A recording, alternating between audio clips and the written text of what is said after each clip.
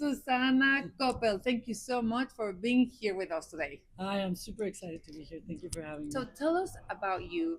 Um, uh, who are you? What brought you to be where you are today? How is it to be a Mexican leader, a woman Mexican leader?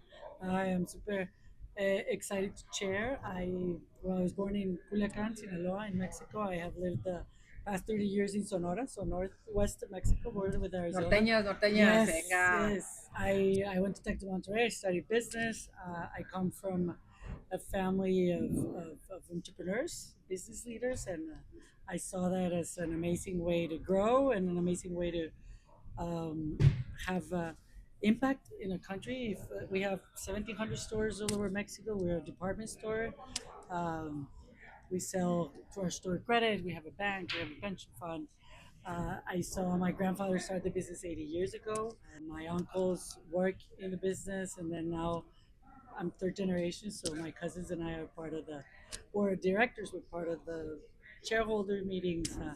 We're in leadership roles, and I seeing what they were doing and the impact they were having in families, just giving them their first credit, giving them the opportunity to buy their first blender, their first laundry machine, the washer. It takes uh, it takes time from mostly women who are doing the house labor to do all the housework, and these appliances give them back time to work, to attend to the kids. So I saw that, and then I saw we have 160,000 employees right now, and there's no other place you could have that much of an impact. And so I love human resources. I do a master's in organizational development, and I realized the importance of the system and the process, and how we can dialogue and create together and understand each other's ideas and move forward. I think we see that a lot at the WEF.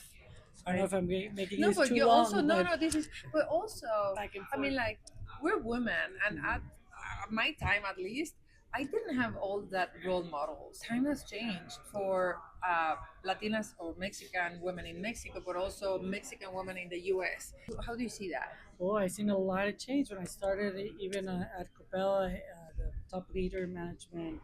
I didn't see that many women. Exactly. And right now we're 30%, 35%, even 40 in some of the top three levels Amazing. of the organization. There's certain stages in our life where we're having kids, or where that you're kind of juggling a lot, and you need a little empathy from your boss and your team to work with you through that process. And once it's done, you can reorganize and you can work. You can have both. Totally. And women in leadership positions can advocate for other women because you understand those faces. I, like you, I'm an advocate, but also, like the first woman in my family to get into certain areas of the business, in my case, commercializing Sotol. That is going to come very soon to all of you. Nice. But you're part of your family business, a major family business in Mexico, but In it has, Argentina. exactly, I was going to say, it's like global and international impact. You run sustainability, you're on the board, run sustainability and the foundation. So incredible kudos. Thank you so much for being such a role model. Now, what is the foundation doing? What are you focusing? How do you like? What's your vision in those gigantic Yes. areas? In the past 4 years, we have professionalized our foundation, and we have four areas that we work, mostly education, leadership, and business development. We do culture and public spaces, and then we attend to disasters. Sadly, we have seen the impact of climate change, and we have been able to support organizations that are doing groundwork when after a disaster. And I want to share, there's also a program that we have, Coppel Emprende. We like to help small and medium businesses owners. It's a platform to develop their skills, to learn how to be more efficient, how to sell more, and it's we have 12,000 small businesses enrolled. It's nice to be able to give back to what we have learned going through business, and being from an entrepreneurial family. And then having our employees give those courses, and they're part of the webinars at Coppel Emprende. So it's very nice to be able to share knowledge, and it's part of our mission. Right? Coppel's mission is to give you opportunities, and bring possibilities closer to your home. We have 1,700 stores. in all the small cities in Mexico, and through that we we're there with the client every day. Right now, I'm like, I love to talk about like remittances and the connection between Mexico and Mexicans in the US, which are so many. But just on what you just shared about sustainability Yes. and that big piece that you have, even here at the World Economic Forum, we've seen how the word sustainability has been understood in different times in different ways. Yes. How you apply sustainability for your businesses? We're a family-owned business. We are entrepreneurs, and we want our business to be successful. And we want to give the best service to our client. And we cater the mass market, and we want to keep it simple. One of the logos before for Coppel was everything's easy here.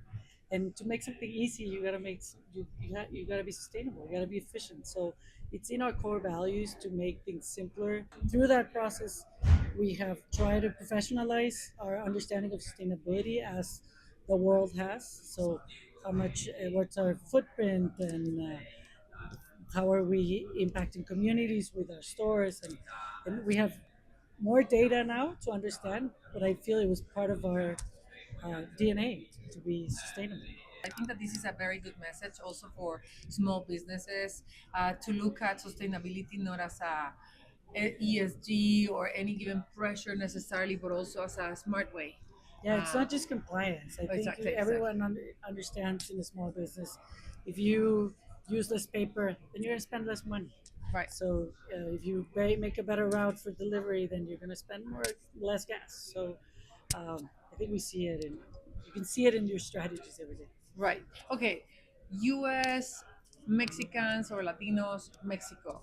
An increasing connection, $62 billion in remittances. That is gigantic. This is the number one income of Mexico, larger than oil, larger than tourism, three times more than social programs, and you're managing a lot of that. Yeah, so through Van Coppel and the Coppel stores, we receive a lot of remittances, and it's a simple way for all our friends in the US sending money to their Mexican families. You can receive them in one of the stores. It's pretty simple process, and you just come to the store, give their name, and they have their money.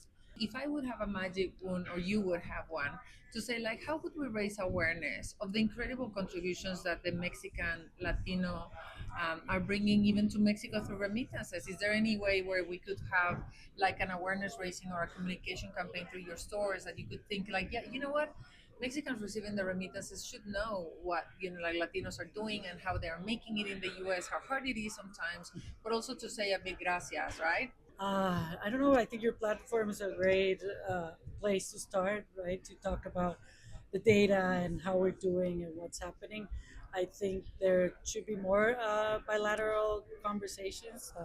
There's the U.S. Mexico Foundation. I think you're gonna see Enrique Perret, who's leading that effort, and there's other organizations. I think that we should get together and understand, and I don't know, make it a little more viral what's going on with Mexican Americans and Mexicans in the U.S. and Latino community in general. Is there I any don't know. message that you would like to deliver to our audience, the Latino audience in the US, and probably a lot of people from Mexico watching you too? I don't know. Come to our stores. No, I'm Choose kidding. Coppel. I'm kidding. No, I'm kidding. Ask questions. Just understand what's going on. Don't believe everything you hear in the media, and kind of understand and ask questions, and look at the data and see what's going on, and how do we serve better that market, even in the U.S. No, I think we companies in the U.S. need to understand better how to talk to Mexicans or Latino community in the U.S. Well, it is very inspiring to get to know you, to actually tell your story. I hope that really we can have more Latinas in Davos, Oh yes. that we get more organized and better organized, not only increase the number, but also get us better organized so that we can have our voices heard even more. And I'm looking forward to doing maybe something together to make sure that we raise awareness of the incredible contributions of the Latino community. Susana Coppel, thank you so very much. Thank you. Thank you so much. Gracias. Thank you. Gracias.